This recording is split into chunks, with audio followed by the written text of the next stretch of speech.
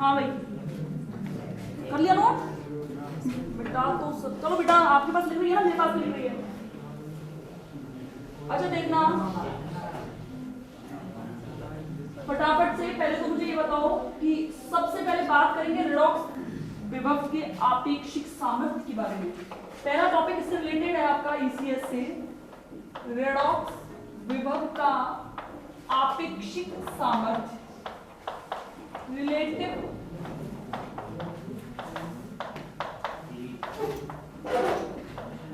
आपेक्षिक सामर्थ्य का मतलब क्या है कि ईसीएस के थ्रू, यानी कि ईसीएस के द्वारा आपको ये बताना है कि कौन सा तो प्रबलतम अपचायक है और कौन सा दुर्बलतम अपचायक है। यानी कि पेपर में वो पूछता है कंपैरेटिव स्टडी।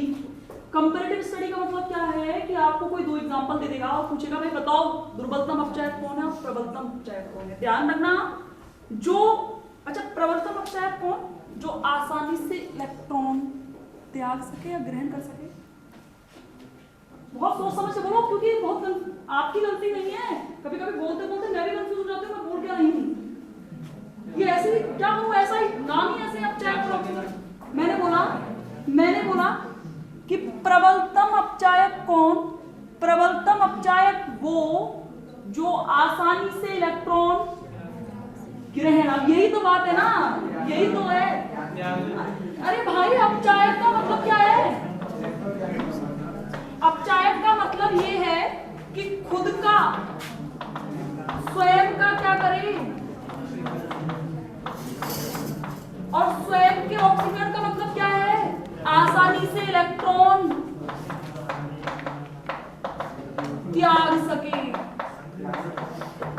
पेपर में आपसे ऐसे थोड़ी पूछेगा बताइए बेटा इसका अपचयन कौन से का अपचयन हो रहा है, कौन से का ऑक्सीकरण, ऐसे नहीं पूछता अपचायक कौन है और ऑक्सीकारक कौन है ये बताओ।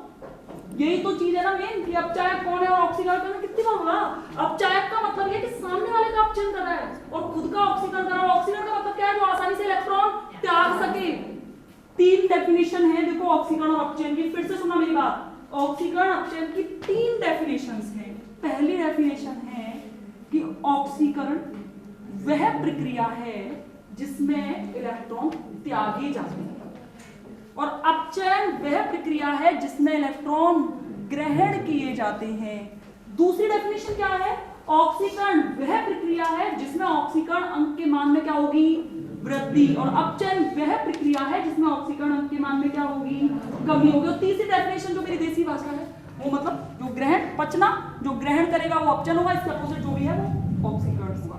कैसे भी याद करो, पर याद ऐसे रखना पड़ेगा कि अपचायक वो जो स्वयं का करे ऑक्सीकरण और सामने वाले का कर दे अपचयन और ऑक्सीकरण करेगा तो यानी कि आसानी से इलेक्ट्रॉन त्याग देगा। ध्यान रखना, प्रबलतम अपचायक वह है जो स्वयं का ऑक्सीकरण करे या आसानी से इलेक्ट्रॉन त्याग दे और दुर्बलतम अपचायक वह है। दुर्बलतम अपचायक कौन? दुर्बलतम अपचायक कौन? जो आसानी से इलेक्ट्रॉन नहीं त्यागेगा। आसानी से इलेक्ट्रॉन। आप तो एक चीज पकड़ो ना, क्यों 10-10 चीजों में घुसते हो? कोई जरूरत ही नहीं है ना, एक कोई लेना है हाथ में बस, या त्यागने को ले लो या ग्रहण करने को ले लो। अब देखो मैंने ये कह दिया, मैं दो एग्जांपल्स लिख रही हूं, मुझे बताना जरा। एक तो मैं लिख रही हूं जिंक, यानी कि मैं कुछ ऐसी रिएक्शन लिख रही हूं ना, ठीक है। एक मैं लिख रही हूं आपका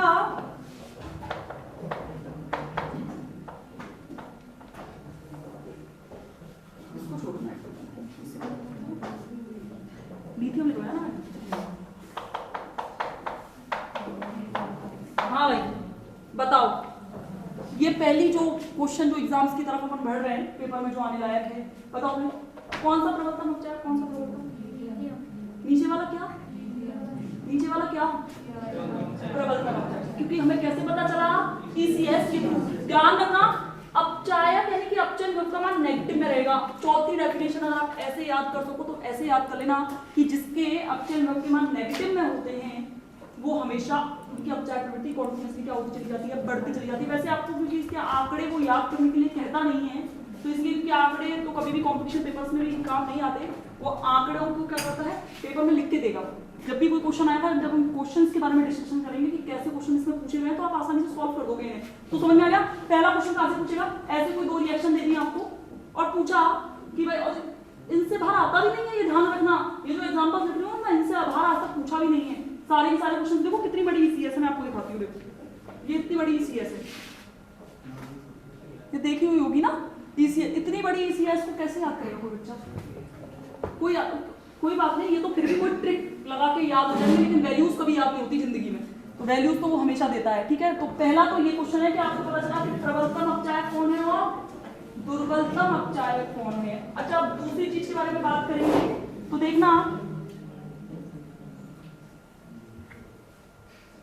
हाँ देखो, मैं 2 रिएक्शंस और लिख रही हूं, आपको बताना मुझे। Cl2 प्लस 2 इलेक्ट्रॉन, अभी मैंने बोली थी ना 2Cl माइनस,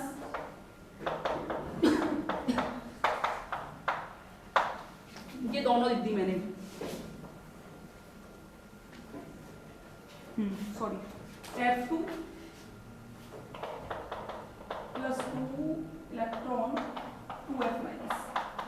आप मुझे सिर्फ इतना बताएंगे कौन सा अपचायक और कौन सा ऑक्सीकारक है। और हाँ, इस बार मैं आपको ये दे और रही हूँ, आपको पेपर में ऐसे पूछ रहा है वो E0 बराबर 1.36 वोल्ट और ये दे रखा है आपको 2.93 वोल्ट। अच्छा बताओ भाई, ऐसे 2 रिएक्शंस आपसे पूछनी पेपर में, ठीक है ना? अच्छा, कैसे पता लगाओगे? ये तो आप इन रिएक्शन से तो पता लगाने से रहे, दोनों में अपचयन दिख रहा है, मैं नहीं बता सकती कौन सा ऑक्सीकारक है कौन सा अपचयन है। मुझे यहां से भी पता नहीं चलेगा, क्योंकि ये भी 0 है, यहाँ का -1 है, यहाँ 0 है, यहाँ -1 है, यहाँ से पता नहीं चलना अपचयन हो रहा है कि ऑक्सीकरण हो रहा है। यहाँ तो अपचयन ही बता रहा है दोनों में, लेकिन वो पेपर में पूछ रहा है कि इन दोनों अभिक्रियाओं में से कौन सा तो ऑक्सीकारक है और कौन सा अपचायक है, ऐसे पूछता है, हर बार ही पूछता है। अब हमें कैसे पता चलेगा? हमें पता चलेगा इनसे। देखो भाई, आपको डेफिनेटली आपका दिमाग काम कर रहा होगा कि मैडम ये प्लस है और ये भी प्लस है, तो दोनों ही ऑक्सीकारक हुए, होगा ना? लेकिन मैंने एक चीज और बोली, जैसे जैसे पॉजिटिविटी बढ़ती जाएगी ऑक्सीकारक प्रवृत्ति बढ़ेगी। ध्यान रखना, नीचे की साइड दुर्बलतम अपचायक होते हैं और नीचे की साइड जिसके दुर्बलतम अपचायक होंगे वो डेफिनेटली प्रबलतम तो ऑक्सीकारक होंगे। अब मैंने कहा पॉजिटिव वैल्यू कॉन्टिन्यूअसली बढ़ती जा रही है, और पॉजिटिव वैल्यू कॉन्टिन्यूअसली बढ़ने का मतलब क्या है कि ऑक्सीकारक प्रवृत्ति बढ़ती जा रही है। तो मैं कह सकती हूँ कि कंपैरेटिवली ये तो अपचायक की श्रेणी में आना चाहिए और ये किसकी श्रेणी में आना चाहिए? समझ में आ गया? वो पूछता है सिद्ध करो, ऐसा क्यों, ऐसा पूछता है वो, एक्सप्लेन वाई, यानी कारण सहित व्याख्या कीजिए कि दोनों के E0 के मान पॉजिटिव होने के बावजूद भी फ्लोरीन तो ऑक्सीकारक है और फ्लोरीन अपचायक है, क्यों? तो 2 क्वेश्चन समझ में आ गए। बस यही तो पूरी यूनिट पढ़ना क्या है, यही पढ़ना है। आप लोगों ना क्या पढ़ा रही है पता नहीं, समझ में नहीं आ रहा। पेपर में यही तो पूछे जाते हैं कि बताओ ईसीएस के थ्रू आप इलेक्ट्रोकेमिकल, मेन इंपॉर्टेंट टॉपिक दे रखा है ईसीएस आपके सिलेबस में, यानी कि इलेक्ट्रोकेमिकल सीरीज से रिलेटेड क्वेश्चन वो पूरा मैंने पेपर में हर साल देखा है।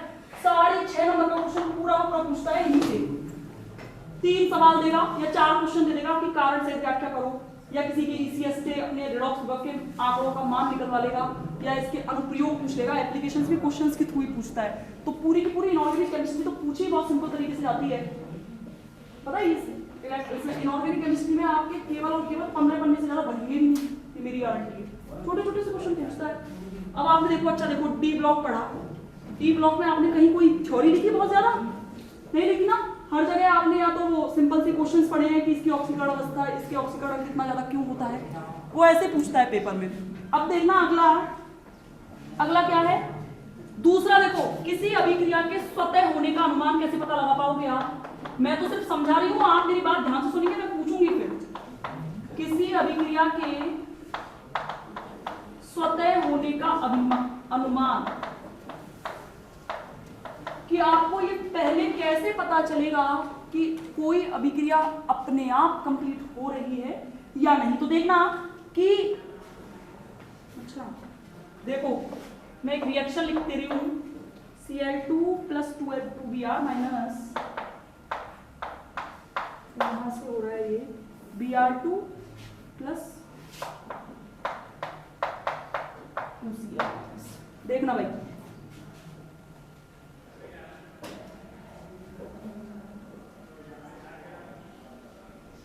कुछ तो गलती है इसमें।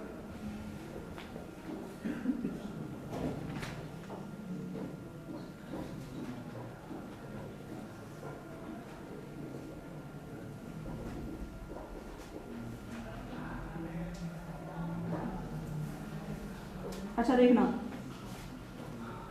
एक चीज बताओ मुझे, ECS के अंदर इनकी प्रेजेंस देखो,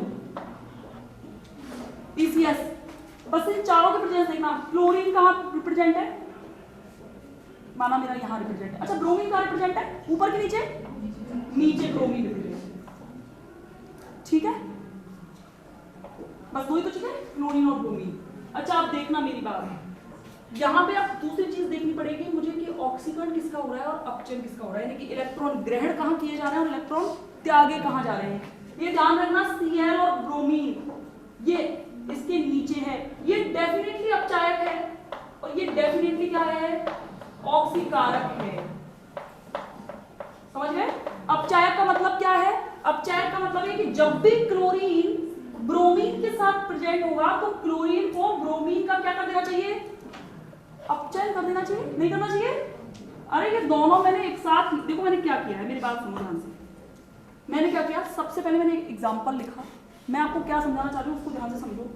मैंने कहा कि मेरे को बताना है कि कोई अभिक्रिया कंप्लीट कब होगी, तो मैंने ये बताया ही नहीं कि अभिक्रिया कंप्लीट कब होती है, अपने आप कब कंप्लीट होती है। तो देखो मैंने क्या कहा है कि मैंने कहा है कि सबसे पहले तो मुझे ये पता चले कि इनकी ECS में प्रेजेंस कहाँ कहाँ है। मुझे ECS में ये पता चल चुका है कि क्लोरीन ब्रोमीन के ऊपर है। दूसरी चीज मुझे क्या पता चलती है, जब हम ऊपर की साइड चलते हैं तो अपचायक प्रवृत्ति क्या होती चली जाती है, बढ़ती चली जाती है। तो डेफिनेटली ये तो अपचायक होना चाहिए और ये ऑक्सीकारक होना चाहिए।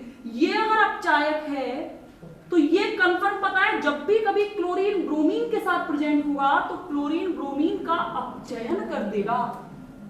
क्लोरीन क्या करेगा, ब्रोमीन का अपचयन। जरा देखें क्या ये ऐसे चल रही है, देखो जीरो, समझना मेरी बात, और जीरो से कहां जा रहे हो, क्या हो रहा है,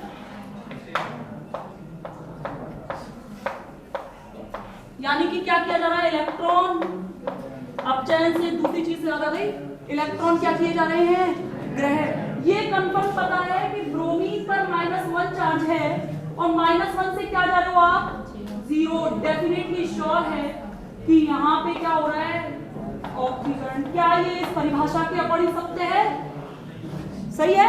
क्लोरीन क्या कर रहा है, ब्रोमीन का अपचयन कर रहा है। अगर क्लोरीन ब्रोमीन का अपचयन कर रहा है तो डेफिनेटली ये अभिक्रिया पॉसिबल होगी। कोई भी अभिक्रिया कब संपन्न होगी, कोई भी अभिक्रिया तब संपन्न होगी, स्वतः संपन्न कब होगी, ECS के अकॉर्डिंग तब होगी जब ECS में उपस्थित ऊपर वाला तत्व अपने नीचे वाले तत्व का क्या कर दे, अपचयन कर दे, तब ही अभिक्रिया क्या होगी, संपन्न होगी, अदरवाइज नॉट। और इसका एक दूसरा एग्जांपल जिसमें आपको पता चलेगा कि अभिक्रिया संपन्न होती भी नहीं है, देखो कैसे, वो आपको ऐसे दे देगा, कोई भी इन दोनों अभिक्रियाओं में से कोई पूछ लेगा, बताओ कौन से में अभिक्रिया स्वतः संपन्न हो रही है, कौन से में नहीं। देखो ये मैं बिल्कुल सेम इसके अपोजिट लिख देती हूँ, Br2 + 2Cl-, ये लिख लेना। ये मुझे नहीं पता आपके नोट्स में जो आपको मिलेंगे उनमें है भी या नहीं, क्योंकि मेरे नोट्स नहीं है, वो ध्यान रखना, है ना। अच्छा देखना बताओ भाई, ये कंफर्म पता है क्लोरीन यहाँ था, ब्रोमीन इसके नीचे था या नहीं। सबसे पहले देखो, चलो जीरो से कहाँ जा रहे हो, समझ में आ गया। यहाँ से -1 से क्या आ रहा है, 0 आ रहा है। देखो भाई ब्रोमीन यानी कि क्या होना चाहिए, क्लोरीन ब्रोमीन का क्या करना चाहिए, अपचयन करना चाहिए। यहाँ हो क्या रहा है, सही हो रहा है ना, हाँ सही हो रहा है, जब भी तो कहते हैं गलत है ना, वो तो सही है, वो तो पॉसिबल है, हाँ वो तो पॉसिबल है, वो तो कंफर्म पॉसिबल है। तो गलत लिख रहा है मेरे नोट्स में, चलो इसको मैं कल बता दूँ, एग्जाम्पल कल बता दूँ, हो रहा है। उसमें तो पॉसिबल था। देखो देखो इधर आओ,